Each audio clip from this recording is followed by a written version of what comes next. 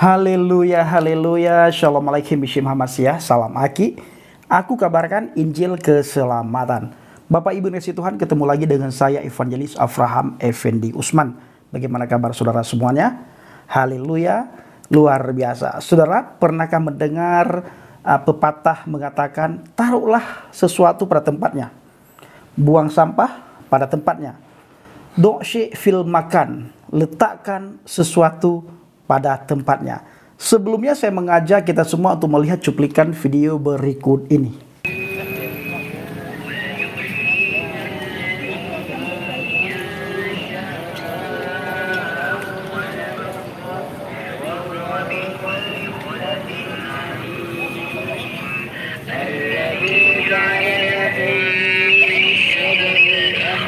Saudaraku, bagaimana tanggapan kita setelah melihat cuplikan video tersebut?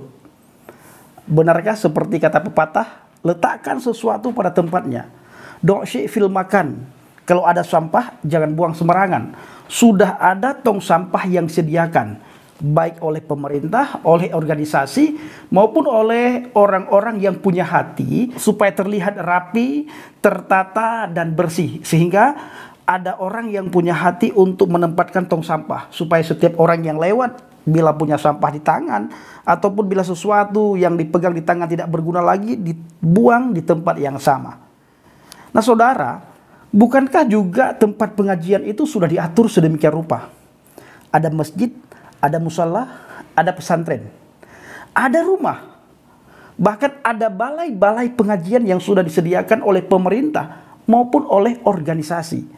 Kenapa harus melakukan pengajian atau membaca Al-Quran di trotoar?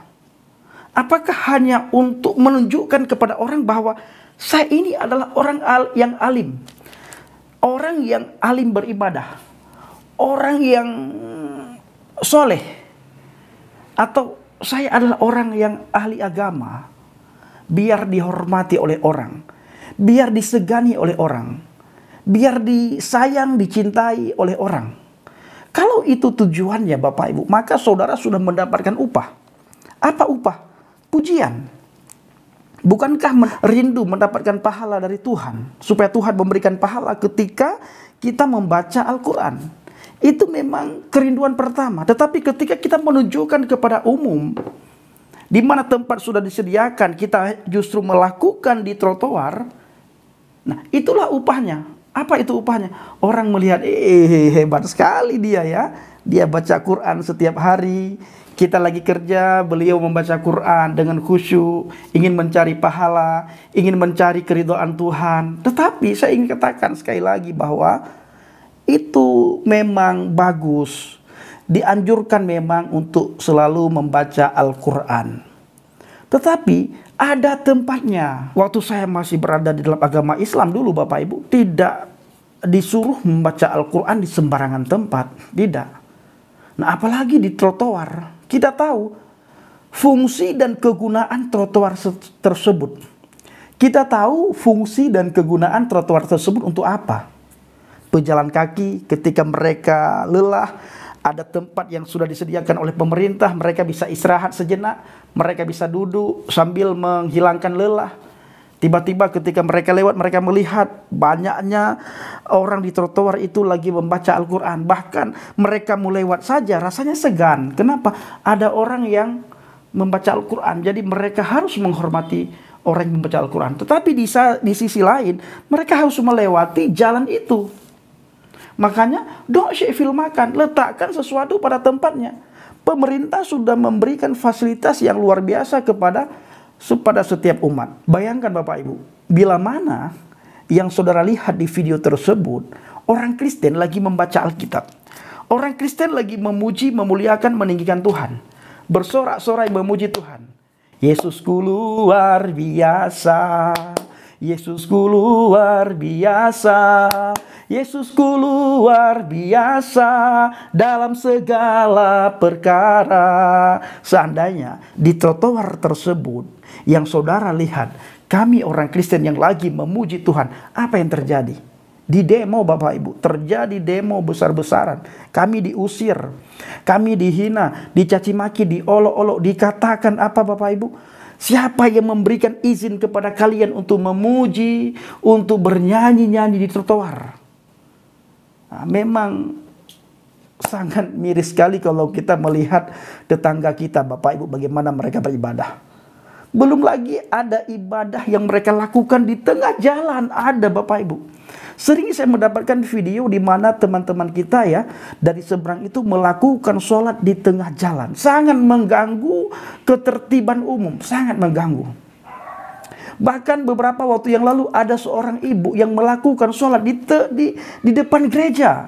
Orang itu lakukan sholat di depan gereja. Sangat lucu sekali Bapak Ibu. Bayangkan ya, seperti saya katakan tadi, seandainya apa yang mereka lakukan, kebebasan umat Kristen atau Katolik atau umat di luar agama Islam bebas melakukan keagamaan sebagaimana saudara kita Muslim, itu sangat luar biasa. Tetapi kebebasan itu hanya bisa dilakukan, hanya bisa dirasakan, hanya bisa dinikmati oleh saudara kita umat Islam. Jangankan kita beribadah di trotoar, memuji Tuhan di trotoar Bapak Ibu. Gereja kita bangun, kita beribadah, itu ada orang yang usir kok Bapak Ibu. Bahkan ketika kita minta izin untuk membangun rumah ibadah, dipersulit, sulitnya minta ampun Bapak Ibu. Bahkan ada tempat ibadah yang sudah berdiri, itu pun ada sebagian orang yang melarang. Tidak sampai di situ Bapak Ibu, ada bangunan-bangunan ibadah kita yang dibakar. Nah, kalau kita kembali ke Alkitab, apa kata Alkitab terhadap orang yang suka menunjukkan imannya, orang yang suka menunjukkan kalau dia lagi beribadah, yang suka menunjukkan kepada orang lagi baca Alkitab, yang suka menunjukkan kepada orang kalau dia itu adalah alim? Apa kata firman Tuhan di situ? Apa kata firman Tuhan kepada orang itu?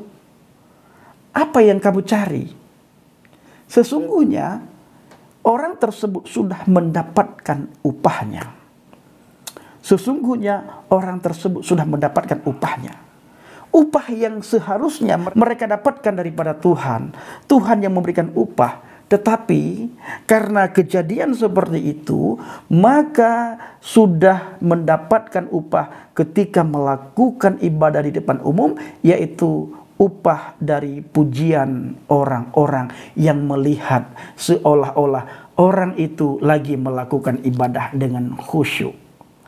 Makanya kita ibadah tidak boleh ria. Cukuplah kita dengan Tuhan yang tahu kalau kita memang beribadah. Maka Alkitab berkata, ada orang yang begitu kelihatan seolah-olah orang tersebut ahli ibadah. Pakaiannya jubah kebesaran agama. Jalannya sangat sopan seolah-olah. Tutur katanya sangat lembut seolah-olah. Apa kata Alkitab? Kamu lihat mereka, pandang mereka, perhatikan mereka dari buahnya. Apa itu? Kita melihat dari perbuatannya, tingkah lakunya, dari kehidupannya. Kita bisa melihat Bapak Ibu, ini orang ahli ibadah atau tidak ahli ibadah. Kita bisa melihat dari perbuatannya. Kalau orang itu dekat dengan Tuhan, maka dua sifat paling menonjol pada diri orang itu. Apa itu? Kasih dan pengampunan. Ini paling menonjol pada diri, pada seseorang yang mengaku dekat dengan Tuhan. Bila sifat ini tidak ada, sekalipun kelihatannya orang itu dekat dengan Tuhan, sebenarnya orang itu lagi jauh dengan Tuhan Bapak Ibu. Saya ulangi, ketika kita melihat ada orang seolah-olah yang secara kasat mata orang ini ahli ibadah. Tetapi bila dua sifat ini tidak ada, kasih dan pengampunan, maka ketahuilah orang itu sebenarnya jauh dari Tuhan. Bukan dekat dengan Tuhan, tapi jauh dari Tuhan. Kenapa? Sifat-sifat Tuhan tidak pernah nempel pada orang tersebut. Ada juga pepatah yang mengatakan begini Bapak Ibu. Kalau kamu Bang Bendi dekat dengan orang yang jual parfum, maka dirimu juga ada bau percikan parfum pada pakaianmu. Kalau kita dekat dengan kotoran Bapak Ibu, maka baju kita itu tercium kotoran. Kalau kita dekat dengan Tuhan, maka orang akan mencium aroma kasih dan pengampunan itu pada diri kita. Nah sekarang mari kita introspeksi diri kita masing-masing. Tidak perlu kita menunjukkan kepada khalayak ramai kalau kita ini adalah orang yang ahli ibadah. Cukup kita dan Tuhan yang tahu. Toh juga nantinya orang-orang di sekitar kita akan tahu kita orang yang ahli ibadah atau tidak.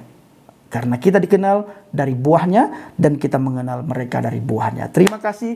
Assalamualaikum warahmatullahi wabarakatuh. Salam Aki. Aku kabarkan Injil keselamatan. Bapak Yahweh Bishim Adonai Yesua Hamasiah. Waruah Kudus memberkati kita semua. Haleluya. Amin.